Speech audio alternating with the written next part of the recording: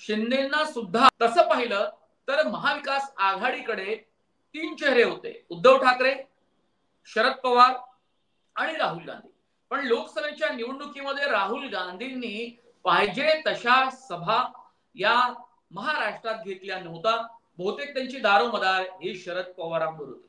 पण शरद पवार हे काही आता मुख्यमंत्री पदाचा चेहरा असू शकत नाही. काँग्रेसमध्ये भलेही वेळ आली तर 3-4 चेहरे पुढे येऊ शकतात. आत्ताच्या घडीला नाना पटोले, बाळासाहेब थोरात, विजय वडेट्टीवार, पृथ्वीराज चव्हाण असे 4 ते 5 महत्वाचे नेते आहेत. आणि राधाकृष्ण विखे पाटील आणि पृथ्वीराज चव्हाण अशोक चव्हाण हे 2 नेते तर भाजपमध्ये सहभागी झालेले आहेत. त्यामुळे ते चेहरे आता स्पर्धेतच नाही. उद्धव ठाकरे शिवाय उद्धव ठाकरेंच्या पक्षात कुणीही मुख्यमंत्री होऊ शकत नाही. म्हणून पुन्हा एकदा या राज्याचं मुख्यमंत्रीपद आपल्याकडे असावं अशी त्यांची इच्छा जरी असली तरी तसे ते थेट बोलून दाखवत नाही आणि तो तसा खूप मजबूतही नाही असं म्हणावं लागेल.